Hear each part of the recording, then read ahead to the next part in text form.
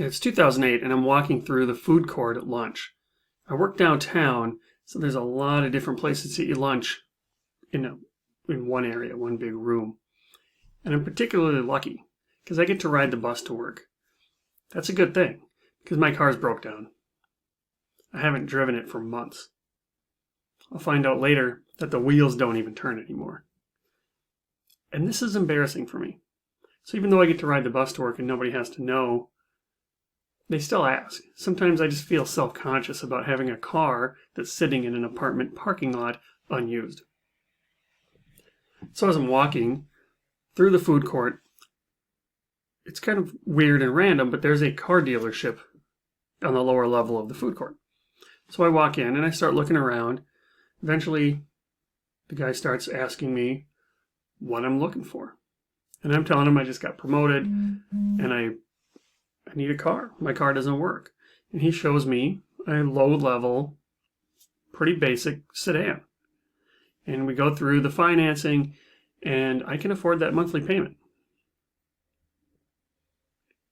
But I'm also self-conscious because I work at an investment firm and I work with people who drive really fancy cars.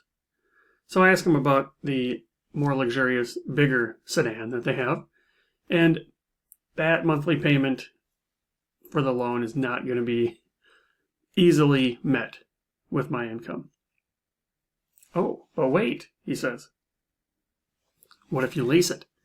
Then it's only a little bit more. You could probably swing that, right? Oh, of course. Hey, you got me into the car that I want, I think. Awesome.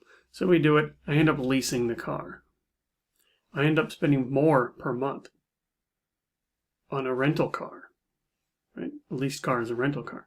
I didn't buy the car. I leased the car. I spent more than I should have. And I don't value fancy cars. Now remember, my car is broken down, so I do value reliable transportation, but I don't value fancy cars.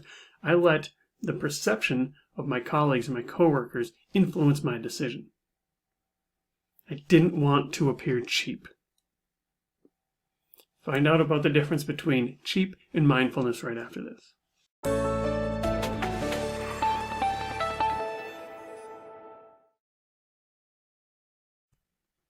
Hey, Derek Hagan here, financial therapist, writer, and speaker. So what happened to me? I didn't want to appear cheap, and so I ended up spending more money than I needed to on something that I really didn't even need. Right? I didn't want to appear cheap. And not wanting to appear cheap is not something that we can do to increase our confidence. I was not really mindful about where I was spending my money. I didn't choose where I wanted my money to go. I have my set of values, and in that set of values is not fancy cars. And at the time, I had not really charted out or designed a life. So I was never going to find this confidence. My whole world was trying to not appear cheap over here.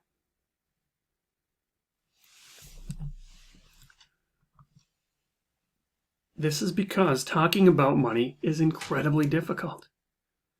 Once we start opening up our mouth and start talking about money, we open ourselves up to be judged. Either way, you're wasting your money, or you're too cheap, or you're too frugal, or you're a hoarder, or you're wasting this. We put a lot of clout into what other people think. So the more we talk about money, the more our fear of judgment goes up. That's the number one concern, in my opinion, of people talking about money. How much do you make? How much did you spend in your clothes? How much was your car? Did you rent that or did you lease that? That's how you end a conversation. Talking about money is hard because we're afraid of being judged. This is really what it looks like. Once we open up, this is me, this is you right here. If you open yourself up right here and start talking about money, just a little whisper. Boom, society judges you.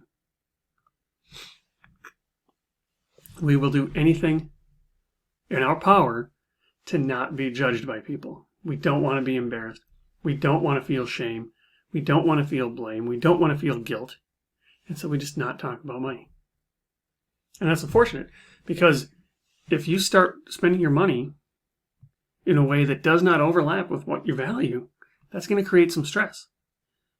Instead, if we can start to spend our money in a way that aligns with what's important to us, that'll bring us a certain sense of peace. And when I think about this, we're going to talk about confidence. Because what you value and what I value are going to be totally different. They should be totally different. What you value should be different from what your neighbor values and from what your boss values, what your employees value. Everybody's values are different. What's important to us is totally different, and that's okay. That's the first hurdle, is being okay with saying, I don't value that. That's when we're being judged. Look, that's okay, I don't value that. But us judging others as well. He bought something that I wouldn't have bought. That's okay. He must value that. This is a total mindset switch. And when we can start to understand what is important to us and bring some awareness back into our spending, conscious spending, bring our spending back into our conscious awareness, that will give us that confidence. That confidence that says, yeah, I drive a small car. That's okay. Right? So I don't need to have any shame about having a small car. Or maybe I do value cars. Being able to say, yeah, that's okay. I value expensive cars. Now, whether or not we can afford these things, that's a whole other discussion. But assuming that what we're talking about is within our budget and we can afford them, yeah, I can afford this car and I value it. I have the confidence to say that. I don't need to feel any guilt about that. So this concept of money mindfulness it changes the coin. It's the flip side here. Instead of having a blindfold on, saying, where did my money go? I have no idea.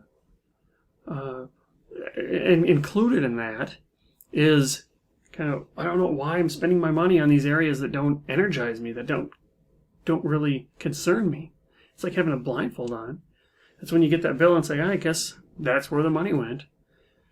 And you can move that over to here, where you're saying, here's where I want my money to go. I'm very clear about it. I'm very confident about that. And when you do this, it's going to have a much greater impact just on your overall money health, your overall financial well-being. You're changing that idea from, can I afford it? Or will I be made fun of if I buy this? And you switch that to, is this something I value or not? And just having a little pause. Do I actually value this? Do I really want to put my money here? Do I want to put our money here? As a family, is this what we want to do? That'll have a huge impact. And this changes the question. It's not a question of right and wrong anymore. Either right and wrong for me. It was wrong for me to spend money on a leased vehicle. Or it was right for me to spend money in this way. Or it's wrong for you to spend money in that way. Or it's wrong for that person to spend money in that way. It's not a question of right and wrong anymore. It's a question of differing needs and values.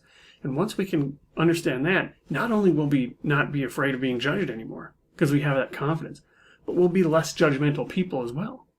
Hey, he's spending his money that way. She's spending her money that way. That's okay. Right? So what we're trying to do here is just change the discussion. What will they think of me? I don't want to be judged. Remember, this goes both ways too. Like, what do I think of that person? I am judging that person. We can change that discussion to, this is how we choose to spend our money. This is very intentional. Change the discussion. Learn why money is important to you. Be intentional with your life. You only have a few dozen trips around the sun on this earth.